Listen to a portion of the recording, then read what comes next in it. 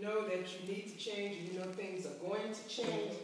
However, you're so comfortable with the status quo that you panic at the thought of having to go with that change and not knowing where that change is going to take you. Right. And you're very comfortable with the status quo. So a lot of times it's not that you don't want to change, it's that it's just very uncomfortable to move with the flow and you don't know where you're going. Absolutely. Yeah. Right, and so the words that I use for that are two words. There's the familiar and there's the fulfilling. Right, so what happens is we stick with the familiar long after it ceases being fulfilling because it is familiar. Even if you use the metaphor where you can see that the familiar is like a barbed wire, right? So there becomes a point at which the familiar becomes painful because it doesn't fit. Or it's like those cute shoes that I just took off, right? Real cute, but super tight, not really meant for walking, right?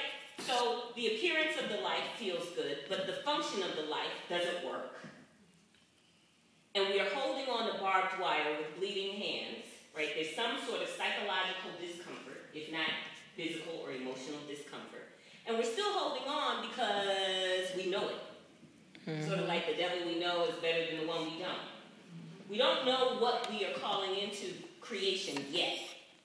We just know that what we have doesn't feel good, but I got a greater sense of control. And that's the attachment. The attachment is to the greater sense of control. Now, interestingly enough, I said sense of control, not control. And there is a difference. Because we're not really as in control as we think of what's happening right now. We just have this sense. So, I want to step back for a moment and say this again as a disclaimer. I am not going to be sharing with you anything today that you don't know. My hope is that I'm saying it in a way that helps you remember, recollect, move it from the back burner to the front burner, and take even greater conscious action on it. That's what we're trying to do.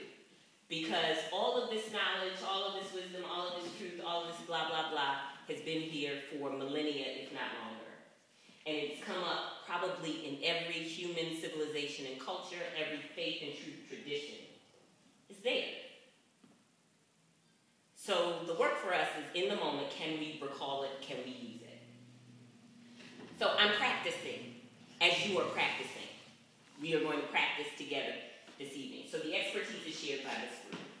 Now, all of us have a change story, right? Because everybody raised their hand and said, yes, I'm in a hallway. All of us have a change story. The particulars are interesting. The bigger work is how do we deal with change in general. And I'm going to tell you a little bit about my change story to sort of dive us into the fundamental dynamics. So here's the hallway that I found myself in and am working through right now. Most of you know that 16 months ago, I opened Empower Institute, right? This place that we're in tonight, which is a Center for Inspiration, Transformation, and Empowerment. And it feels like it is my life's calling, right? It and whatever it will be as it grows and matures. I've been doing this for 12, 13, 14 years, unpaid. And finally it was like, hey, well, let's create a space. And in different spaces, other people's places, I've been doing this. And finally it says, hey, let's create our own space because we can do even more in this space. So I felt compelled to make a shift, right? That's 16 months ago. That's a big investment. Anytime you go from being in somebody else's space to having your own place and putting the shingle out and getting programs so you have 30 or more workshops or classes a month requires a tremendous amount of effort and investment. Now that happened, and then 2 months later my husband lost his job. And we were pretty set on using both incomes to help support what was a brand new venture.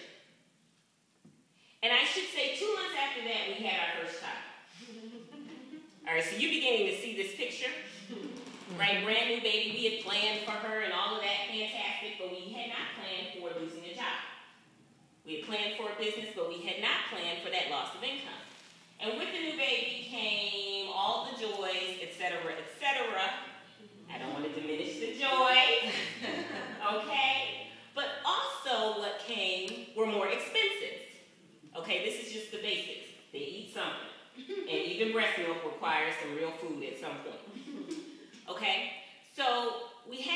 now the interesting thing about my income then was that I went from being full-time to being part-time.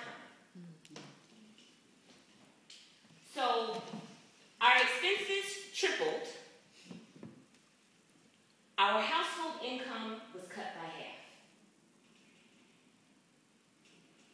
So 16 months, 14 months, 12 months, and at 9 months, it hit me that I really needed to trade up my profession for my calling. That opening this place wasn't just a side thing. It wanted to be the central thing in my life. But the reality is, with most new startups, in the beginning, you're not earning a whole lot. So for every dollar I earned, we spent 4. Do the math on that. And at the same time, I'm getting this yearning to do what? To make this central. This thing that has not yet turned a profit. Right? Or at least not in material sense. In change and transformation, it's highly profitable. Right? But in the material sense, it hadn't done that yet. And I feel called. Like God is saying to me, Rebecca, do this. This is right. I feel good. And I'm like, Lord, I can't do this. You know, my business background is such that I got to see the numbers work. And the numbers weren't adding up. So I said, God, now here's what I need you to do. I need you to stop talking to me every day about this. Okay, that's what I need you to do. Or I need you just to take this burning desire away. Because it's not actionable. Right? The dollars and cents aren't making sense to me. And they didn't go away. Right? You can imagine that I didn't have some miraculous Hollywood intervention where all of a sudden we won the lottery. We don't play. Okay? Although I do believe we won the cosmic lottery because I have a sense of my life's purpose. Many people do not. So we didn't win the lottery. There was no easy bailout. And the desire deepened. And from that experience, I learned 3 things. Now, this is where the pens are going to be useful. Here we go. This is about our assumptions.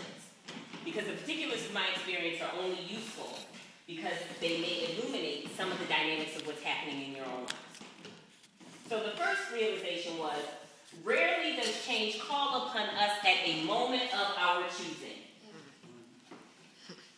Now, if you think I'm deep, I'm going to tell you that I got that from Transformers 2 when Omegatron was talking to that, main character guy.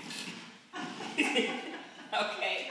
So that is to say, you can get wisdom and inspiration from Hollywood. Okay, they didn't exactly say change, they said faith. But it's true for change. Rarely does change call upon us at a moment of our choosing. It usually shows up at what appear to be the least opportune times, right? So there may be times when things are already bad, and we're afraid of them getting worse. Or there may be times when things are really good, and we don't want to jeopardize what it is we have.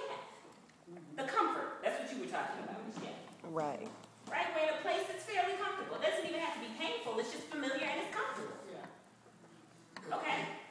So, in that instance, we don't want change to happen either. Right? But the reality is that shifts happen. Now, this is back from a sister in D.C. who wrote a book called Shift Happens. Right? So I do want to give credit where credit is due. Shift happens. Period. Period. Right? There are no caveats to that. It doesn't happen on your clock. Shift happens. It happens. It happens. So whether we're ready or not is simply a part of life. Right? And all of our burning desires, all of our crises, all of our new experiences are the tools that life uses to aid us in our shift. The burning desires, the discontents, right? The crises, the new experiences.